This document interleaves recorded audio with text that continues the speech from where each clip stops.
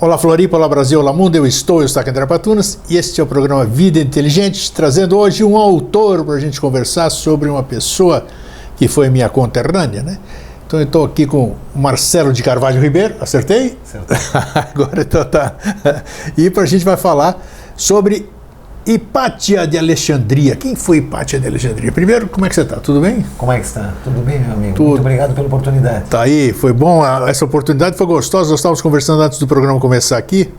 Nós fizemos, como é que foi chamado ali? Roda de conversa, como é que foi?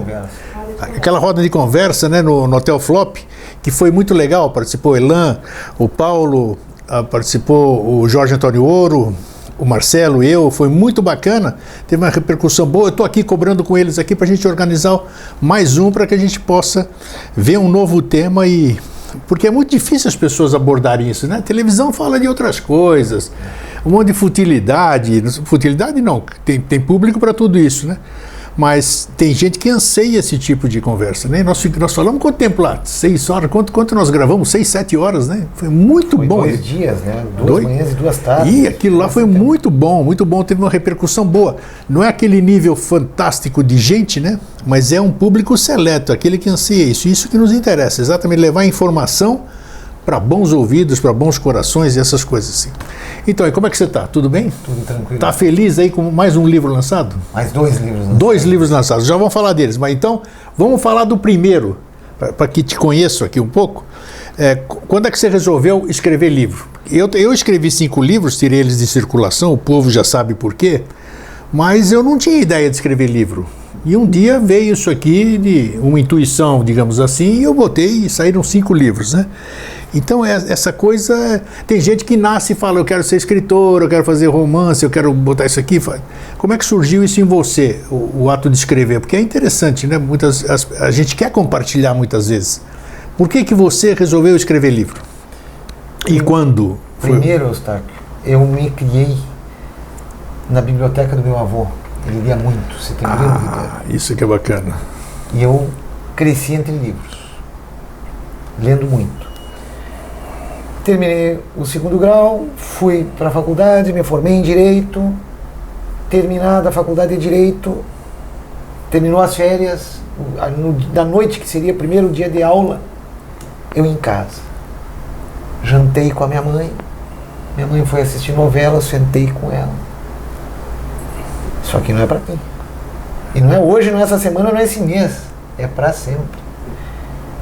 Eu considerei uma desocupação. Eu não terminei de assistir o capítulo da novela. Eu fui para o escritório e digo, não, hoje eu começo a escrever alguma coisa. E assim eu escrevi o primeiro livro, que foi chamado Maquiavel, o Espelho da Renascença. Opa, e olha só, já foi complicando, né? Maquiavel, olha o nome, já é pomposo, né? Maquiavel, o Espelho da Renascença. Caramba! Demorei 8 anos. Para escrevê-lo? Para escrevê-lo. O 2º livro, Cenas da História, já demorou 4 anos. Depois veio A Lei do Amor, em 2 anos. Olha, tá. Depois veio A Longa Jornada, em 1 ano. Depois veio o 6º livro, Testamento, O Presente Secreto dos Magos, em 11 meses. Tá, e agora assim vai indo. Tá, esse conteúdo, muito bem, vamos falar do conteúdo. São tudo conteúdos complexos, né? São atípicos, digamos assim. Não complexos, atípicos. Por quê? Qual é? Tá certo que o seu avô tinha uma biblioteca enorme, né? Mas era uma biblioteca mística, esotérica? Não. Então, e como é que você foi partir para esse campo, digamos assim, do esoterismo, misticismo, espiritualismo? Como é que foi? Para ser sincero, tem coisas que as palavras não são suficientes para explicar. Tá. Eu não sei. É o que eu gosto. Por exemplo, meu livro A Longa Jornada é um livro eminentemente técnico, tá, fazendo uma abordagem sobre o macrocosmo e o microcosmo. Não é o meu campo de atuação. Interessante isso. Mas eu me aprofundei numa pesquisa séria. Sim. E resultou num livro, digamos que interessante. Bacana. Se você perguntar, mas como, Marcelo? Eu não sei. Isso é interessante, porque a gente vai como instrumento, né? Às vezes a pessoa tem a tendência, gosta daquele assunto, desenvolve, outro outros usam aqueles termos, cada um usa o termo que melhor se adapta ao que ele faz, né? Psicografia, canalização, intuição, ditado por alguém, não sei. Então é interessante, mas o seu, pelo visto, não... Não, surge o tema, o assunto. E aí você vai atrás. Eu vou atrás. Vai desenvolver. Que bacana isso aí. Bacana. E quando a Sinamara me mandou o seu livro, assim, o nome do seu livro, eu falei, puxa, mas já escreveram muito sobre esse último, né? Já vamos falar dele aqui, né? Sim. Sobre Hipátia de Alexandria, muita gente já falou sobre esse livro. Daqui a pouco, então, eu vou te perguntar como é que... eu quero saber o que você está trazendo diferente. Aí tu vai me dar a oportunidade de explicar como é que os assuntos surgem. Aí é que está. Então, e resultam no livro. Então, veja só que interessante. E isso tem te satisfeito, vamos dizer, como... Muito. Eu sempre considerei o hábito da leitura algo fundamental para mim. Isso eu acho também. Até eu começar no exercício da escrita. Hoje, se me disserem o que podem ter tirado, se tivesse que tirar alguma coisa, tirem a leitura, eu fico com a escrita. O hábito de escrever passou a ser, para mim, tão importante quanto o oxigênio que eu respiro. Ah, que interessante. Tá, mas boa, são coisas que a gente, muitas vezes se pergunta e ninguém pergunta para o autor por que esse desejo. Eu, por exemplo, tudo que eu faço, eu tenho como objetivo servir ao próximo, servir. Eu nasci para servir, entendeu? Eu tenho prazer. Eu faço aí, sabendo que eu mudei uma pessoa, transformei, eu estou realizado. Esse é o maior pagamento de todos. Então, eu quero saber isso. O que eu quero, por que você tem esse prazer aí? É que o maior pagamento para mim, para ti, para um escritor, é tu ter a tua obra lida. E se esta obra puder contribuir minimamente na vida de uma pessoa, o resultado está feito. Isso sim, tem gente que só escreve para oferir recursos, para ganhar dinheiro, para ter fama, essas coisas. Se eu pudesse, todos os meus livros seriam distribuídos. Sim. Porque eu acho que quem reparte o conhecimento, não que seja meu, mas reunido, e puder tu repartir este conhecimento, como quem reparte o pão, tu deixa pegadas de luz por onde tu passar na terra. Mas é interessante que nós estamos... Isso eu sempre discuto com as pessoas, debato, né? Falo que nós estamos no pleno século XXI, né? E nós ainda não alcançamos esse nível de consciência. Não. E estamos atrasados. Acho que estamos atrasados. Quem sou eu para dizer isso? Na chamada Idade das Trevas, na Idade Média, a informação ela era restrita e era impedido que a população tivesse conhecimento. Todo conhecimento estava trancado dentro das bibliotecas nos mosteiros na Europa. Os próprios reis eram analfabetos. Quem detinha o conhecimento eram os agentes da igreja. Hoje, o conhecimento está em abundância, como nunca teve. Na tua época, na minha época, se nós tivéssemos que fazer um trabalho escolar, nós íamos para a biblioteca do colégio consultar uma enciclopédia. Isso. Alguns tinham enciclopédia em casa, mas se tu chegasse atrasado na biblioteca, outro colega já tinha pego aquele volume da enciclopédia e tinha que esperar. Isso. Hoje, tu tem todas as enciclopédias e todas as bibliotecas do mundo na palma da mão. E que recurso nós estamos utilizando nisso? Nós estamos mandando bobagem pro WhatsApp, se distraindo no Facebook. Sem dúvida, sem dúvida. Olha um pouquinho. Está faltando um pouco de maturidade pro pessoal. Mas, infelizmente, no meu entender, a nossa geração não vai conseguir usar da devida forma essa tecnologia. Serão os nossos filhos, os nossos netos que vão poder dar um salto quântico em conhecimento para a humanidade. Nós, como não estávamos acostumados com isso, mais vamos nos distrair do que outra coisa. Desde que nós, como pais, eu já mais avô hoje, né, como os filhos já estão formados, mas a gente tem que ter essa participação, porque eu só sou o que eu sou hoje, vamos dizer, uma pessoa idônea, uma pessoa que está aí trabalhando tudo por causa da minha formação, do meu berço. E você não precisa ter dinheiro para ter berço. Não, são duas coisas completamente distintas. Completamente distintas. Então, mas tu queres conhecer a educação de uma pessoa? Estuda 20 anos antes como é que os pais dele aprenderam. Perfeitamente, perfeitamente. Então, isso que eu digo. Então, hoje a gente quer ser moderno com os filhos, né? Quer dar liberdade para os filhos e, na verdade, nós não estamos contribuindo para nada. Nós estamos contribuindo para que eles façam com que a gente discuta isso aqui que nós estamos falando hoje, esse desagrado, né? As épocas são diferentes, mas eu acho que a disciplina, o rigor, a verdade, a ética, uma série de coisas são perenes, não tem, são princípios... Principalmente a primeira palavra que tu utilizaste, disciplina. Disciplina. As gerações mais novas estão completamente indisciplinadas. Infelizmente. Os pais perderam o controle, né? A sociedade está perdendo o controle sobre os jovens, e é bom lembrar, Eustáquio, que a sociedade é como um organismo, tá? Aonde esse organismo é formado por células, porque a sociedade é a célula máter, é Sim. a célula mãe, tá? E a sociedade é como um organismo. A célula mãe da sociedade, a célula máter, é a família. Família, e claro. tem que haver ordem na família, como tu estava dizendo, tem que haver disciplina. Senão, não sei onde vamos parar. Vamos ver, espero, sei lá, né? Eu que sempre fui uma pessoa hiper otimista, hoje eu não vejo com tanto otimismo do jeito que o mundo está andando. Mas quem sou eu perante o conhecimento, perante a lei, digamos assim, para julgar alguma coisa, né? Mas eu acho que nós precisamos retomar o caminho.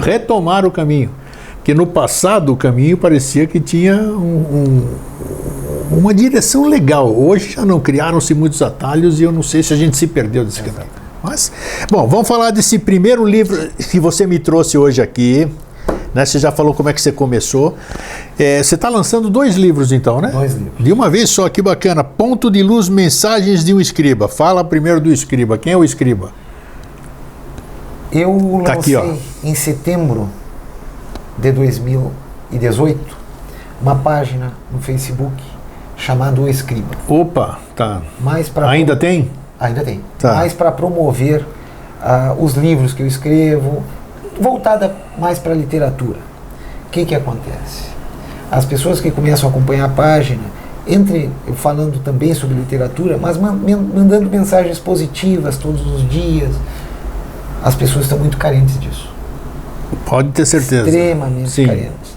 De maneira que eu acabei deixando de lado a questão literária da página e dei um outro viés, para levar ânimo, para levar conforto para as pessoas, sempre vinculando imagens e texto. Tá. Textos curtos, imagens. Foi algo altamente motivador, o público correspondeu de uma forma muito satisfatória. Determinadas postagens chegaram a ter 7, 8 milhões de visualizações. Sério? Sério. Que é isso? Tu vê o poder da internet. Não, que eu estava falando. Com certeza. Todo mundo claro, utiliza para se distrair. Tu começa a construir qualquer coisa na internet, o resultado é estrondoso. Em um ano foram 35, 36 Caramba, e você... mil pessoas. E aqui você fez a mesma coisa no livro, quer dizer, eu, tem a mensagem e tem a ilustração. A ilustração. O que eu fiz? Eu retirei algumas mensagens que eu considerei mais importantes para imortalizá-las. Sim. E imprimir na forma deste livro, que é Mensagens de um Escriba. O título da página chama-se O Escriba. Tá. E aí são algumas mensagens. Por que um autor, hoje eu já não sou mais autor, né, vamos dizer, por que um autor, ele transforma num livro, você falou dos mecanismos que nós temos hoje de divulgação, né, as redes virtuais, você nunca vai vender, obviamente, né, 7 milhões de livros. Não. Então, quer dizer, acho que seria bom você vender. Já pensou? Sonhar, né? Eu quero ser seu sócio. Eu quero ser seu sócio. Tu fica bem empresário. E a Sinamara também aqui, ó, bota ela no... Entendeu? Mas por que então você atingindo um público fabuloso que desse aqui, através da página que você tem no Facebook, que a página é O Escriba, O Escriba, tem o O, né? É. O Escriba. Então, por que você transformou então num livro? O resultado com que as pessoas se manifestam na página, sim, me tocou. E a página, ela rompeu fronteiras. Uma coisa que eu não imaginava que fosse tomar conta do Brasil. Tu pega qualquer postagem, vai ver as pessoas que curtiram do Brasil inteiro e de fora do Brasil. Que interessante. Dos países africanos de língua portuguesa, muitas pessoas acompanhando, Portugal, muitas pessoas acompanhando, os países da América do Sul acompanhando, a Espanha, enfim. Eu digo, aqui dentro tem alguma coisa que vale a pena a gente deixar imortalizado. Sim. E eu resolvi, para celebrar o primeiro ano, fazer uma seleção dessas mensagens. Você fez uma sinopse aqui. Quantas mensagens tem nesse livro? Você tem ideia ou não? Contei. Não tem, né? Porque considerando uma página aqui, são quase 150 páginas, né? Então acho que tem muita... e é bem ilustrado o livro. Sempre com imagens... Porque tu olhar a imagem, só a imagem te faz pensar. Olha essa imagem simples aí. Muito bacana, né? Tem razão. Fora isso, cada um vê de uma certa forma, né? Ela viaja, né, na imagem que está vendo. É uma imagem rara, por exemplo, que é o Arco do Triunfo visto de baixo. Olha só, eu já estive lá no Arco do Triunfo, mas nunca, olha, com aviões aqui em cima. Isso no desfile de 14 de julho. Que interessante, ó. E uma poesia de uma poesia minha. Alusiva ao Arco do Triunfo. Que bacana, ó. Eu vou até ler isso aqui, já que ele abriu aqui, eu abri, né? Arco do Triunfo. Sob o Arco do Triunfo das Vitórias, desfilam séculos de heróis e suas glórias. De liberdade, igualdade e fraternidade, imortalizados na lembrança, de ontem, no hoje e para a eternidade. Lugar dos amantes, Catedral da Esperança, Paris, maior que teu passado, teu futuro, cidade do mundo, rainha da França. Muito interessante. Então isso aqui faz você viajar, né? E aí, a partir daqui, você tem os seus insights e você sai caminhando também, né? Exatamente. É interessante isso aqui, ó. Bom, onde as pessoas encontram este livro aqui, tem uma editora Via Pampa, foi feito no Rio Grande do Sul isso aqui, né? Onde as pessoas encontram este livro? Se alguém quiser... Bom, primeiro tem o Escriba, tá aí, ó, já vai colocar o caractere aqui embaixo. O Escriba é uma página no Facebook. E depois tem o livro Ponto de Luz. O Ponto de Luz, se alguém quiser comprar, onde acessa? Pode falar com a Sinamara. Tá, Sinamara, nós vamos colocar o endereço da Sinamara aqui embaixo. E não tem livrarias, não? Isso aqui algumas livrarias, está sendo distribuído. Está sendo distribuído ainda, legal. E agora nós vamos entrar no nosso assunto aqui. Na minha compatriota, né? A capa muito legal, olha aqui, ó. Hipátia de Alexandria. Ele me mandou uma sinopse antes, eu achei interessante. Como eu disse, muita gente já escreveu sobre Hipátia de Alexandria, né? E eu quero saber agora por que você, Marcelo Carvalho Ribeiro, resolveu escrever sobre Hipátia. Como é que apareceu isso aqui para você escrever? Fala, no final do livro, no pós-escrito, eu menciono os motivos que me levaram tá aqui? A escrever sobre ela. Mas você tem que contar, né? Eu vou contar. Veja como é que as coisas acontecem. Vamos lá, tá. Era uma madrugada de quinta-feira, 23 ou 24 de maio de 2019. O ano passado, olha isso. A Doris Cristina, a minha Shih Tzu, uma cadelinha. Sei. Gosta muito de lá pelas 5 horas da manhã se acordar para tomar água. Sim. E ela vai lá me acordar porque eu tenho que acompanhar. Ela é muito temperamental. Aí eu vou com a Doris para tomar água. E eu estava acompanhando ela. Eu peguei o celular, estava vendo algumas publicações e aparece uma publicação sobre Hipátia. Eu já conhecia a história de Hipátia. Eu vi aquilo na hora. Eu senti uma sensação muito confortável, estranha, muito confortável. E algo imperativo, como eu vou escrever sobre ela. Para que eu não esquecesse, eu compartilhei na minha página do Facebook a postagem sobre Hipátia. Sim. E voltei para dormir. Eu faço isso aí também, porque senão a gente esquece. É mesmo, eu também escrevo. 48 horas depois eu comecei a escrever e 3 meses e meio depois o livro estava pronto. Que interessante. Tá, e agora fala, então, o que te atraiu? E aí tem outra coisa. Eu ia escrever, eu decidi escrever, comecei a buscar material, pesquisar. Qual é a lógica? Vou escrever sobre a vida de uma mulher fantástica, considerada a primeira filósofa. Houveram outras filósofas antes dela, mas a primeira filósofa acadêmica foi ela. Também considerada a primeira matemática e a primeira astrônoma da história. Posiciona a gente no tempo. Ela nasceu no ano de 370 da era cristã e morreu no ano de 415. Era cristã já depois de Cristo, tá? Era cristã. E o que acontece? Tudo me fazia, a lógica me levava a escrever em terceira pessoa, eu falando sobre ela. Sim. Mas alguma coisa me vinha que tinha que ser em primeira pessoa, primeira pessoa, primeira pessoa. Eu consultei um grande amigo meu, que é o Jean Valjean. Sim. E o Jean Valjean me aconselhou: não, Marcelo, se as coisas estão se colocando assim, deixa que venha em primeira pessoa. E eu escrevi o livro em primeira pessoa, ela narrando a vida dela. Ah, que legal. Tá. Então, fala um pouco da vida dela. Agora é isso aí. Depois as pessoas vão comprar e vão ler, né? No ano 370, quando ela nasceu, o mundo era eminentemente masculino. Ela nasceu na cidade de Alexandria, no Egito, mas de família grega. Que naquela época o Egito vinha desde a época de Alexandre Magno como uma possessão grega. Sim. E o que aconteceu? No Egito, nesta época já dominado pelo Império Romano, ela nasce, era um segundo lugar com maior, talvez o primeiro lugar com maior conhecimento reunido no mundo, era Atenas na Grécia e Alexandria. Sim. As duas rivalizavam. E o pai dela deu a ela aquilo que todos os pais devem dar para os filhos. Veja bem, o ano de 370 da era cristã, uma menina ocupar um espaço no mundo masculino. Mas não é fácil. No mundo acadêmico masculino, no mundo entre os filósofos daquela época. Sem dúvida. O que o pai dela deu a ela? Deu raízes para ela saber de onde ela vinha e quem ela era, e deu asas para ela poder voar e atingir o ápice dos seus sonhos. Isto fez daquela menina Hipácia de Alexandria uma filósofa respeitada no mundo inteiro, uma matemática reconhecida até hoje e uma astrônoma. Por exemplo, todos nós temos em casa hidrômetro. Sim. Que permite a entrada de água calculada, né, em todas as residências. Quem inventou aquele mecanismo foi ela. Não brinca, não sabia não. Tá? Entre outras coisas muito interessantes que eu não vou contar aqui, tá, para que leia o livro, isso tem aí. Coisas muito interessantes. E ela tinha um amor muito grande pelo conhecimento.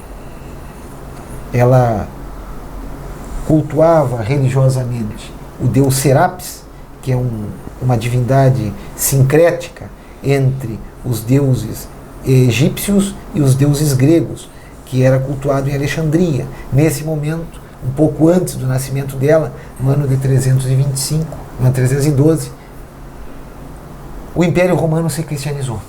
325 veio com o... perto do Conselho de Nicéia, né? O Conselho de Nicéia foi em 325, ela nasceu em 370. Nesse momento, a Igreja Católica se fortalecia e tomava conta do Império. E de perseguidos passaram a agentes perseguidores. Ou seja, ou tu te converte ao cristianismo, ou tu vai ser perseguido. Qualquer outra ideologia religiosa, ou qualquer outro vertente religiosa, ou entendimento, qualquer outra coisa, era proibido e perseguido. E assim foi sucessivamente. Isso é narrado no livro, porque o pano de fundo, o painel dessa história, é a derrocada do Império Romano em detrimento da construção de uma nova força que era a Igreja Católica. E ela, ao se negar a se submeter aos ditames dessa nova ordem que se estabelecia dentro do ela não concordou, então ela ficou fora disso. Ela respeitava, sim, mas ela apenas queria autonomia. Sim. Porque o que ela pregava? Ela pregava o conhecimento e o livre pensar. E a igreja já vinha trazendo aquele pensamento. Cerceando sempre, como sempre. Levaram ela a ser considerada já uma herege. E ela foi perseguida, e numa certa manhã da quaresma do ano de 415, ela foi martirizada por fanáticos cristãos, insuflados por sacerdotes cristãos. Teve o corpo, as vestes arrancadas, o seu corpo, ela levada, arrastada pelos cabelos para dentro de uma igreja cristã. Olha só. E lá ela teve toda a pele do seu corpo esfolada viva, com cascas de cerâmica, conchas de ostra. Esfoliação mesmo, né? E depois teve os braços e as pernas amputados. Assim terminou a vida desta grande mulher dentro Quantos anos? De uma igreja. Quantos anos ela viveu? Dentro de uma igreja onde o Deus daquela igreja, que é o nosso Deus, que diz pregar o amor, o fanatismo daqueles que pregavam a luta contra o conhecimento liquidaram a vida dessa mulher aos 45 anos. 45 anos de idade, olha só. É uma história que vale... Não, com certeza, isso é para mim. Eu já não conhecia nada disso. Na internet, vão em busca, porque vale muito a pena. E aí vem o mais interessante de tudo.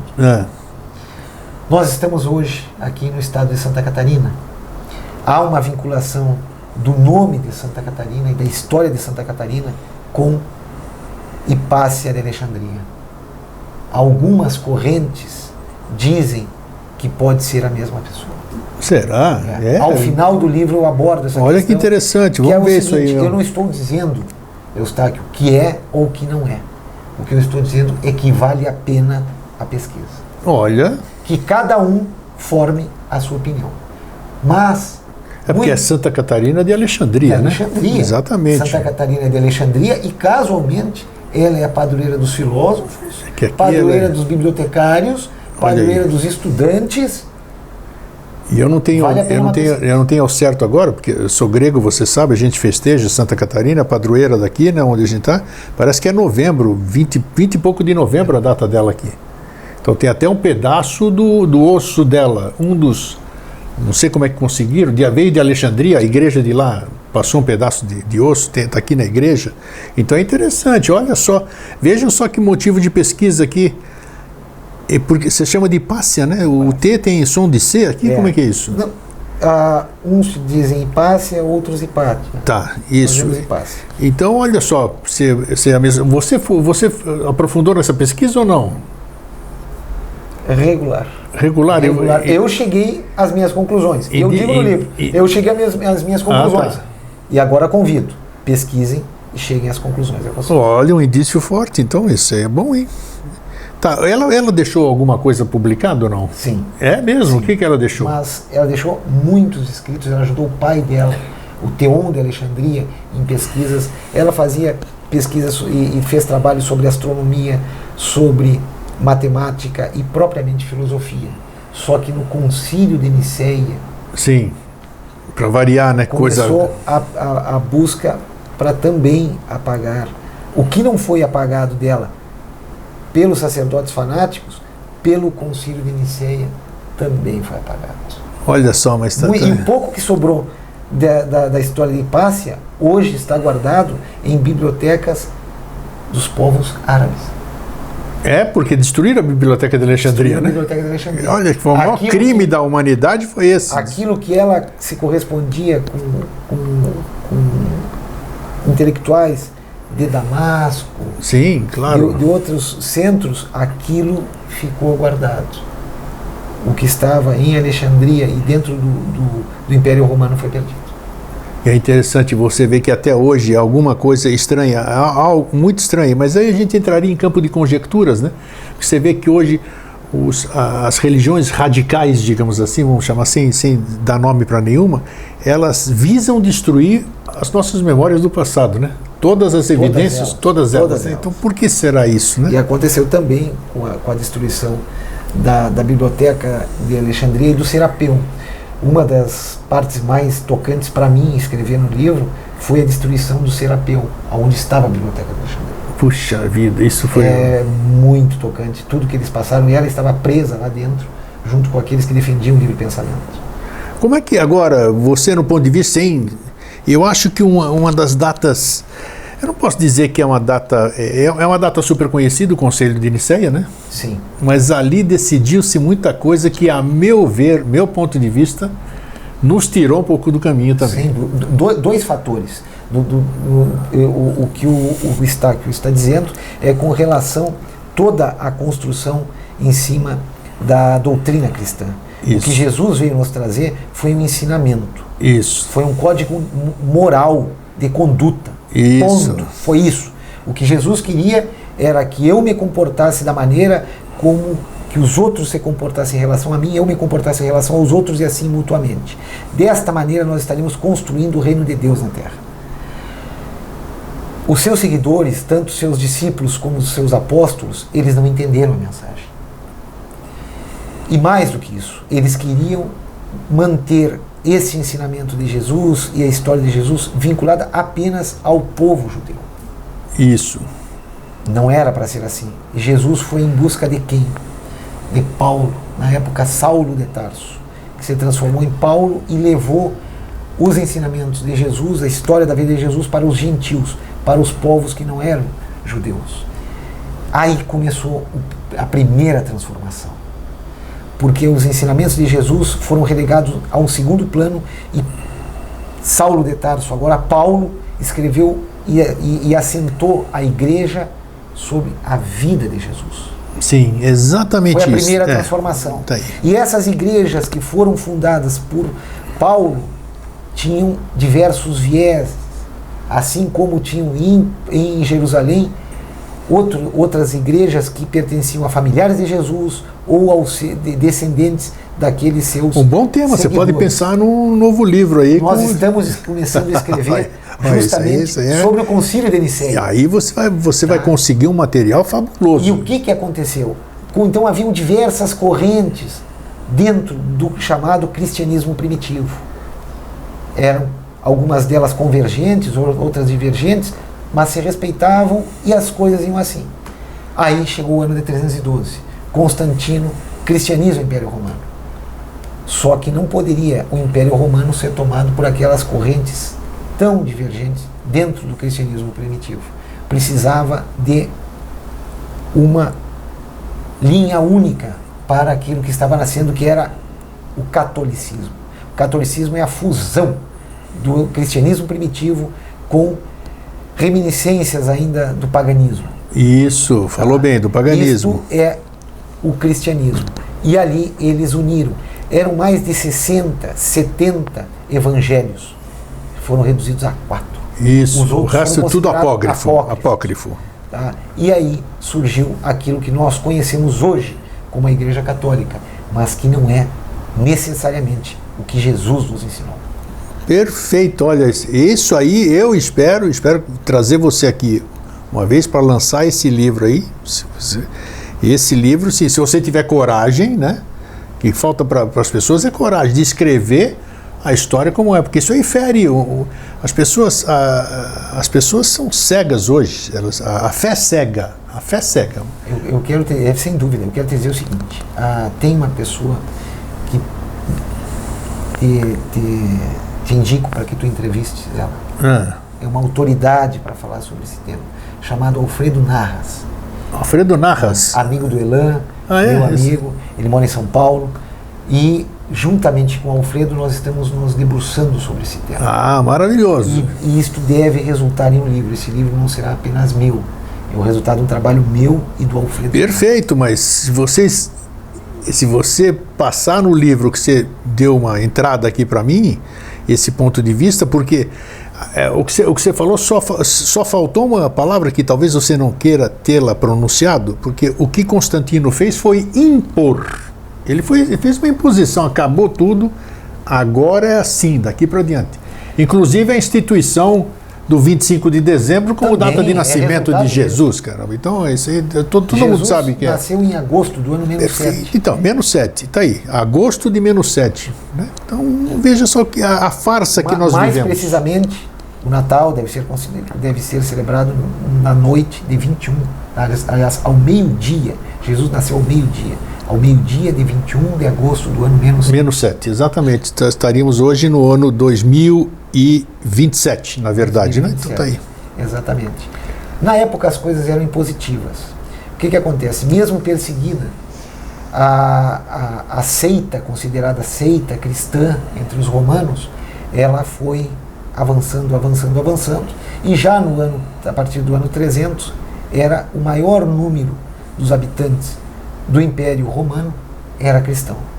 Então havia também o risco de uma tomada de poder por aquela vertente religiosa. Sem Entre dúvida. outras coisas, era mais fácil optar pelo caminho da cristianização.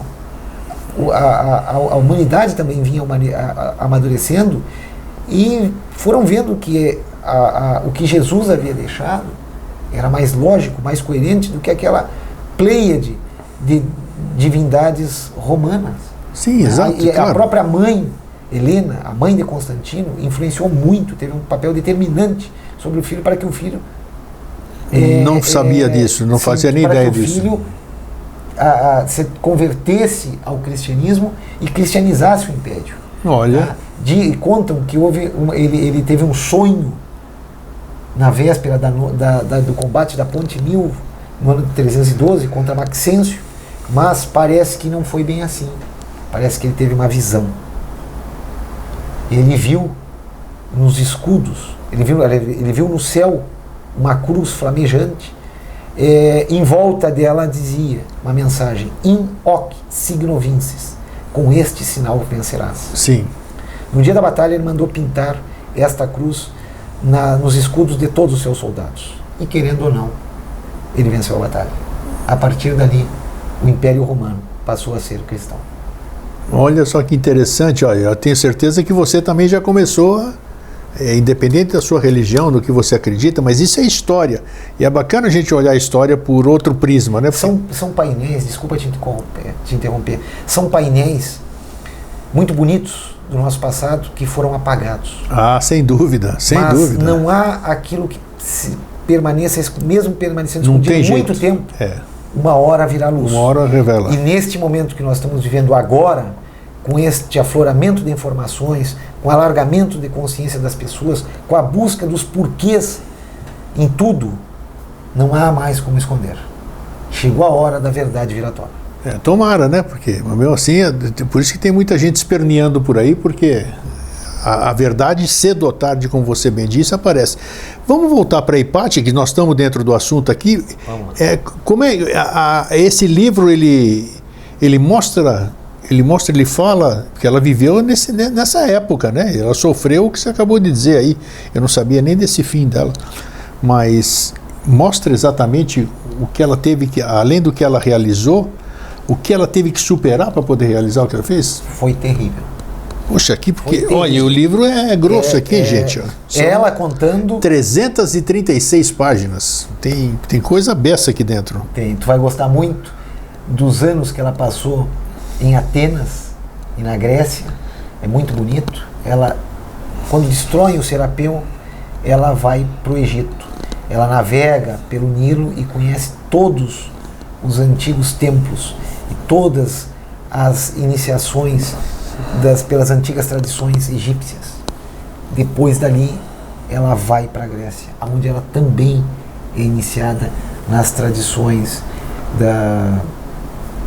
mais antigas da Grécia. Ela foi iniciada. Era um bom tempo, né? Porque não tem... No oráculo de Delfos. Sim, puxa, já estive algumas vezes lá, é fantástico. E em outros. E é muito bonito o que ela passou, o que ela aprendeu sobre as vertentes mais antigas da filosofia, e ela volta para Alexandria uma mulher transformada. Quanto tempo você sabe precisar isso? Você percebeu? Ela passou 6 anos na Grécia. 6 anos na Grécia, tá. Entre 1 ano de viagem no Egito e 5 anos na Grécia foram 6 anos de viagem. Puxa vida.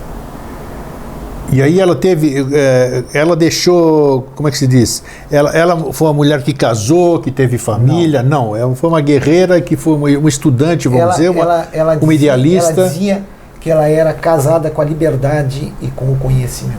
Sim. Se ela, porventura, casasse, ela perderia a liberdade. Isso é uma verdade, é uma verdade. Naquela época. Então ela se manteve solteira, vivendo uma vida belíssima, influenciando as mulheres e os homens daquela época, e o mundo que ela sonhou, com a liberdade, o respeito para as mulheres, é o mundo que nós vivemos hoje. Hoje, as mulheres ocupam o lugar sonhado por Hipátia de Alexandria. Olha, para mim me surpreendeu esse papo que nós tivemos aqui. Primeiro, pela informação que você me traz sobre Hipátia, não importa. Segundo, a essa informação todo mundo sai aí pesquisando. Quem gosta de história, eu já vou ser deixa ele embora aqui que eu vou sentar no computador lá e eu vou olhar isso aí. Se Santa Catarina de Alexandria e Hipátia de Alexandria podem ser a mesma pessoa? Opa! Não sei, né? Eu não estou dizendo que é. Não, ninguém está falando que é perfeito. Vale a pena a pesquisa, claro, que cada um chegue à sua própria. Claro, onde há fumaça, há fogo, sempre há fogo. Pode não ter nada, vai lá, alguém apaga e não era similar tudo isso aqui, mas já que você deu umas dicas de que Pode ser, já é um grande negócio. E essa aí, você me entusiasmou, que é uma palavra grega, entusiasmos, né? Grego também, de você, bacana, você e o senhor lá... Alfredo Narras, lá de São Paulo, vocês estarem já desenvolvendo um livro que vai falar sobre o Concílio de Nicéia, né? É necessário uma reanálise sobre o Concílio de Nicéia. Isso. Porque muitas verdades que foram consideradas intocáveis na tradição católica, elas precisam ser revistas. Eu acho que sim. Não tanto pela situação hoje estabelecida aqui, até pode passar, mas por determinados fatores que levaram a muitos agentes cristãos a estarem hoje na espiritualidade, vivendo em bolsões de sofrimento. Isso é uma outra história. Outra história, mas então. Isso só para vocês verem, motiva a trabalhar sobre isso aí. A gravidade, porque aí não é um assunto que é muito longo aqui. Porque dizem conjecturas, nós não temos prova, eu também não estive lá nem nada, mas dizem que o terceiro segredo de Fátima, que teria sido revelado por um Papa, né? Quando o Papa ouviu, ele teria desmaiado, não sei se foi o Paulo VI, não sei. Quando ouviu o terceiro segredo, desmaiou, né? E que eu conheci o Giorgio Bon Giovanni, estive com ele aqui em Florianópolis, em Curitiba, em alguns lugares aí, aquele estigmatizado italiano, você conheceu, né? Então ele disse que ele é conhecedor, porque ele conheceu a irmã, uma das coisas que... As pastorinhas e tal, e ela teria revelado para ele, ou sei lá o que era o terceiro, exatamente isso, que o terceiro segredo de Fátima diz, eu falo isso aqui porque... eu não posso provar e também não vai mudar nada. Que a igreja ruiria. A igreja ruiria em função de todas essas coisas que os homens fizeram de errado, que você bem disse agora há pouco, que é diferente do que aquilo que Jesus estabeleceu aqui, né? Aí já começa desde aquela... Pedro, tu és pedra, sobre ti edificarei a minha igreja, né? Sobre ele a pedra. Então era Pedro, não precisava erigir nenhum templo, nem essas coisas gigantescas que se fazem por aí. Então, o terceiro segredo diria isso, que a igreja cairia, implodiria sobre si quando essas coisas se revelassem. Não sei de que forma, né? Então Me permita... Claro, está aí. Dizer aos nossos telespectadores o seguinte, que o que nós estamos falando aqui não é anticristão, em absoluto, nem anti-igreja, exatamente, não, nem anticlerical. Nada. O que nós estamos dizendo apenas é que a igreja deturpou muita coisa. Ela foi formada ao longo dos séculos por homens. E esses homens são falíveis, assim como nós somos falíveis. Eles, acredito que a maioria deles imbuídos das melhores intenções, mas houve uma deturpação da mensagem do Mestre, a quem nós chamamos Jesus. É essa que é a questão. E o que nós precisamos ser verdadeiramente fiéis não é uma doutrina religiosa, mas a essência da mensagem de Jesus. E qual era ela? E tu me permite? Claro, à vontade. O que Jesus veio nos trazer, veio trazer à humanidade, foram notícias cósmicas de como as coisas funcionam lá fora, em todo o universo, em toda a estrutura universal, onde os planetas giram em torno dos seus sóis, e os sóis giram em torno dos centros galácticos, e assim sucessivamente, tudo criado e mantido em uma harmonia que se sustenta. Essa harmonia também se reflete no planeta Terra, naquilo que nós conhecemos como natureza, fazendo com que as estações se sucedam a cada ano, o frio supere o calor e depois volte o frio, que a noite suceda o dia e amanheça novamente, que os frutos caiam das árvores e venham no tempo certo, que os animais vivam de uma forma absolutamente amorosa e coerente. Uma das criaturas animais que vive na Terra se afastou desta natureza, desse convívio natural que foram os seres humanos. E veio à Terra um grande avatar, um enviado, chamado Yeshua, filho de José e Maria, que é Jesus de Nazaré. E ele veio nos trazer notícias sobre tudo isto lá de fora, que também se faz necessário uma harmonização no convívio entre os homens. E isto foi passado, como em outras tradições também trouxeram notícias, pelas palavras de Jesus, que foi a doutrina cristã. E a doutrina cristã foi resumida naquilo que nós conhecemos como o Sermão da Montanha. E o Sermão da Montanha foi resumido em uma oração contida dentro do Sermão da Montanha, que é a oração do Pai Nosso. E a oração do Pai Nosso pode ser resumida, assim como a doutrina cristã, o Sermão da Montanha, a doutrina cristã e toda a lei do cosmos, em uma única palavra, chamada amor. O amor rege o universo. O amor precisa reger as criaturas, mas um amor filosófico, um amor altruísta, um amor que não veja o mal nos outros, que queira fazer o bem. Abre a janela, meu amigo, e olha o que tu vê aí fora. Conecta a internet e o que tu vê. Abre o jornal e que notícia chega. Liga a televisão e o que ela te traz. É um mundo incendiando, com uma humanidade perdida e incendiária. O que nós precisamos para nós ser verdadeiramente discípulos do Mestre Jesus é sermos minimamente bombeiros em uma sociedade em chamas.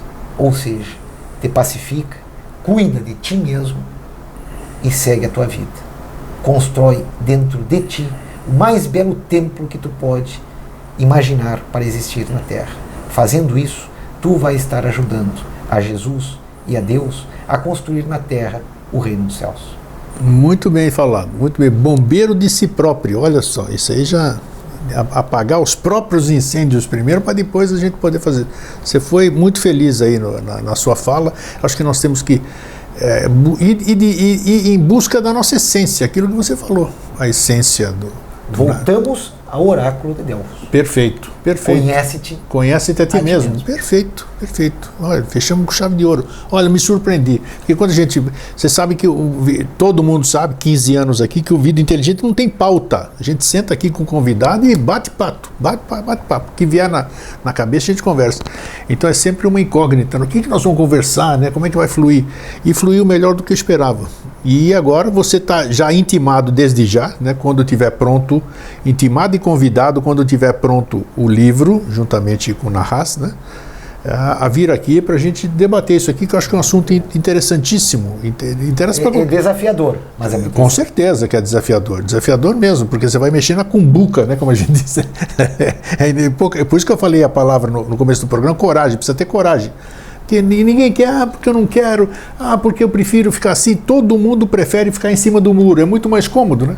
Então ninguém caminha em cima do muro. Você tem que mostrar argumentação. E contra fatos não há contra-argumentação, né? Então isso eu tenho certeza que vocês vão buscar fatos bons e vai trazer luz aí para a gente voltar para o caminho. Marcelo, muito obrigado mais uma vez. Foi muito bom ter você aqui, ó. Legal. Obrigado, eu vou ler o empate. Eu ganhei o empate ou não? Eu? Então tá aí. Vai autografar, tá aqui, ó. 336 páginas, a mesma coisa, né?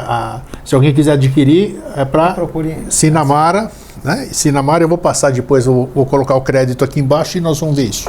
Então, gente, obrigado mais uma vez, Marcelo, e para vocês um fraterno abraço e um feliz sempre.